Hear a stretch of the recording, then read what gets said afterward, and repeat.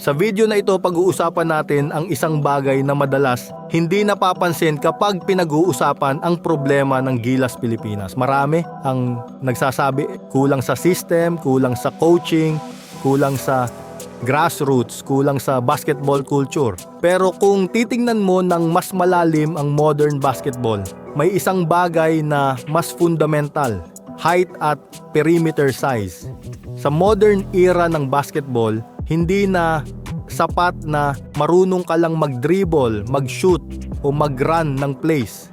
Ang tunay na laban ngayon nangyayari sa perimeter defense. Dahil karamihan ng offense ngayon nanggagaling na sa labas: pick and roll, switch defense, drive and kick, at 3-point shooting. Kaya ang mga elite teams sa mundo may mahahabang guards at wings. Obviously, talent alone is not enough kung kulang ang size sa perimeter. Kaya siguro ang mas mahalagang tanong ngayon ay hindi lang kung paano natin gagalingan ang sistema. Ang tanong ay paano tayo makakabuo ng mas mahahabang guards at wings para sa future ng Philippine basketball. Dahil sa modern basketball, hindi lang ito laban ng skill, ito ay laban ng skill na may kasamang size.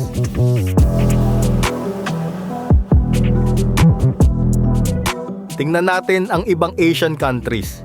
Ang China, nagkaroon ng players tulad ni Fanbo Zheng, isang 6'9" small forward na kayang magbantay ng kahit sino sa perimeter. Ang Japan, may Yuta Watanabe, isang 6'9" wing na kilala bilang elite defender sa international level. Sa Korea, meron naman silang 6'7" shooter na si Lee Hyun-jung. At sa Pilipinas, may mga bigs tayo, may 6'6" to 6'10" na centers. Pero ang problema, wala tayong natural na 6'5" hanggang 6'9" na wings at guards. Kadalasan ang wings natin 6'2" hanggang 6'3". Sa local level pwede pa, pero sa international level maliit na yan. Sa modern basketball, patuloy na tumataas ang standard ng height at athleticism sa buong mundo. Habang nagiging mas mabilis at mas skill-based ang laro, tumataas din ang expectations pagdating sa size at length ng mga players, lalo na sa perimeter positions. Ang mga bansang tulad ng China, Japan at Korea ay unti-unting nag-a-adjust sa global standard ng basketball. Isa sa mga dahilan nito ay ang kanilang population size at height distribution. Mas malaki ang probability na makahanap sila ng mga atleta na nasa 6'6" hanggang 6'9" range na may potential maging wings o perimeter players. Sa Pilipinas naman, kahit na napakalaki ng pagmamahal natin sa basketball at napakaraming kabataan ang naglalaro ng sport na ito, kulang tayo sa supply ng natural na matatangkad na perimeter players. Ibig sabihin, kahit gaano kaganda ang system, kahit gaano kagaling ang coach, at kahit gaano kasipag ang mga players, may physical limitations pa rin ang talent pool natin na nagiging challenge sa international competition. Sa dulo ng lahat, kailangan nating tanggapin ang isang simpleng katotohanan. Basketball is still a game of size, length, and athleticism. At hanggat hindi tayo nakakahanap o nakakadevelop ng malalaking guards, mananatiling malaking hamon para sa Gilas Pilipinas ang makipagsabayan sa mga top teams sa mundo. Kung titingnan natin ang actual games ng Gilas laban sa Australia at New Zealand, makikita rin natin ang pattern. Sa maraming pagkakataon, hindi naman tayo dinudurog sa ilalim ng basket. Hindi doon nanggagaling ang pinakamalaking problema. Ang madalas na nangyayari, tinatambakan tayo sa perimeter.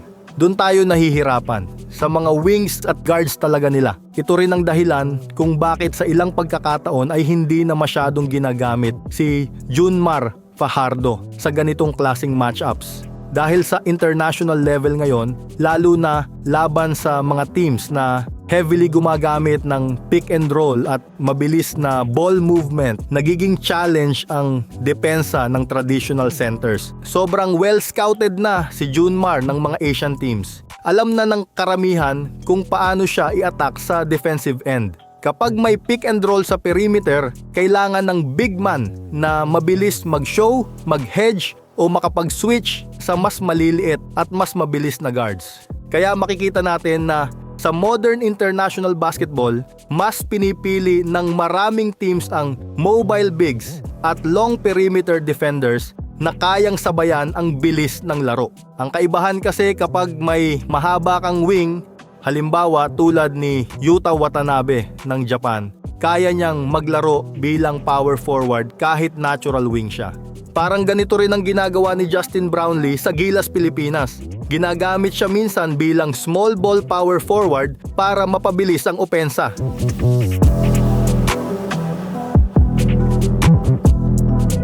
Ngayon, may mga magsasabi dyan, hindi totoo yan. Marami na tayong malalaking guards o wings ngayon sa Pilipinas, okay? Kung ganun ang argumento, ibalik natin ang tanong, sino? Sino ba ang 6'6 na guard na purong Pinoy na consistent nating napoproduce sa Philippine basketball? Let's think for a moment. May pumasok ba sa isip ninyo? May isang pangalan ba na malinaw na example? Di ba halos wala? At iyan ang punto. Hindi natin idinadown ang mga Filipino players. Ang pinag-uusapan lang natin dito ay reality ng player prototype na napoproduce natin.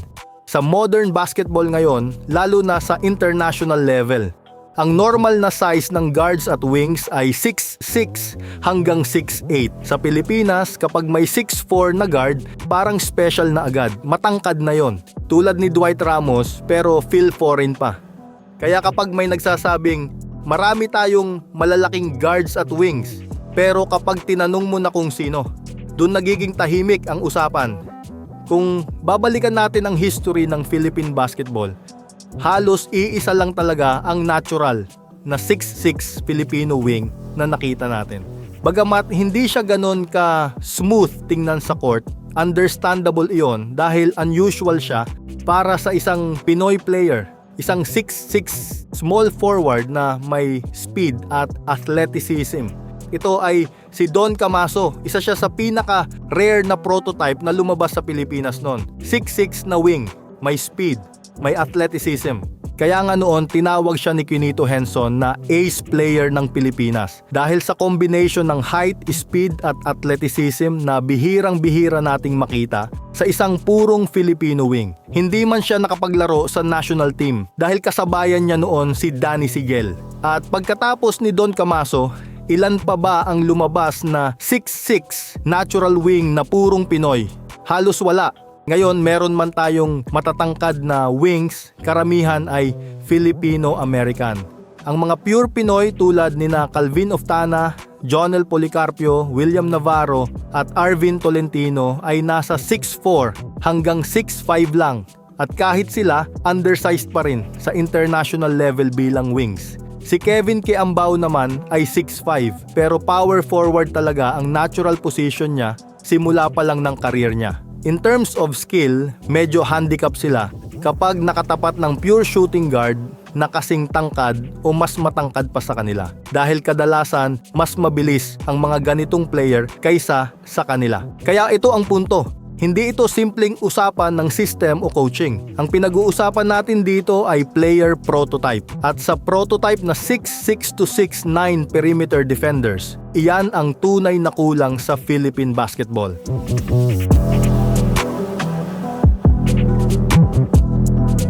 Huwag tayong ma-deceive sa mga bigs natin tulad ni Kay Soto na parang akala natin may height advantage na tayo. Subukan ninyong bumaba sa mas maliliit na positions, small forward at off guard. Doon ninyo makikita ang tunay na gap natin kumpara sa elite teams ng mundo. Ang shooting guard mong 6'2", ang babantayan niya ay 6'7 na guard ng ibang bansa. Sa simula pa lang ng laban, dihado ka na agad sa size. Tapos nangangarap kang consistent na mananalo. Bago pa magsimula ang laro, may disadvantage ka na. So, when people say Filipinos are already tall, that's not the reality. Yes, we have tall players. Pero nasaan ang malalaki nating wings? Nasaan ang prototype na tulad ni na Jason Tatum o Devin Booker? O kahit katulad man lang ni Josh Giddey na 6'8 guard ng Australia. Hindi ko sinasabing kasing galing nila. It's about player prototype. Wala man lang.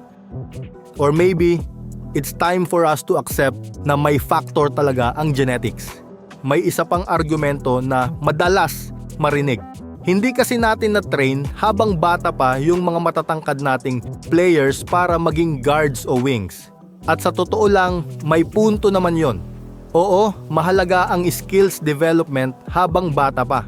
Pero may isang bagay na kailangan din nating maintindihan. Hindi porket matangkad ang player, kapag tinuruan mo ng guard skills, automatic pwede na siyang maging wing. Hindi ganun kadali. Sa basketball, kailangan mo ng tinatawag na raw potential. Ibig sabihin, kahit bata pa lang ang player, makikita mo na agad kung may natural siyang galaw bilang wing, may natural silang footwork, lateral quickness, coordination, perimeter mobility, and has natural body control while dribbling. Kapag wala ang mga natural na yon, kahit anong training mo, mahirap pilitin.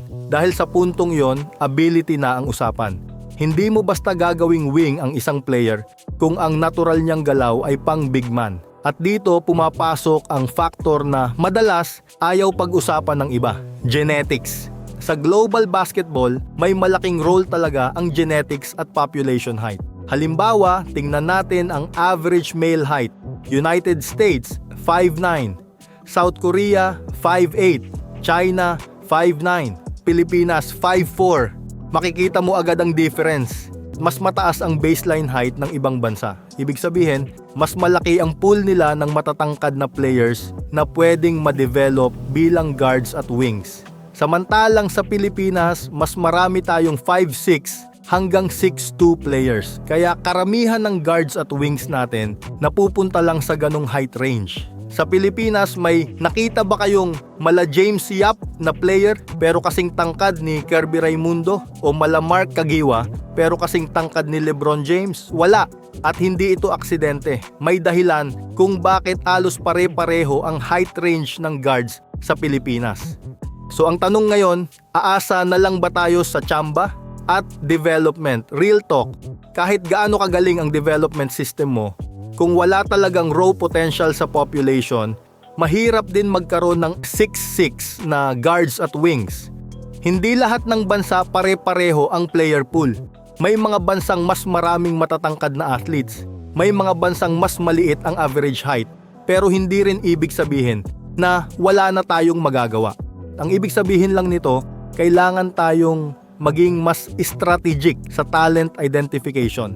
Una, kailangan mahanap ng maaga ang mga batang may height potential na 6'4" to 6'6" habang bata pa. At siguraduhin na nade-develop sila bilang wings o guards. Hindi agad ginagawang centers.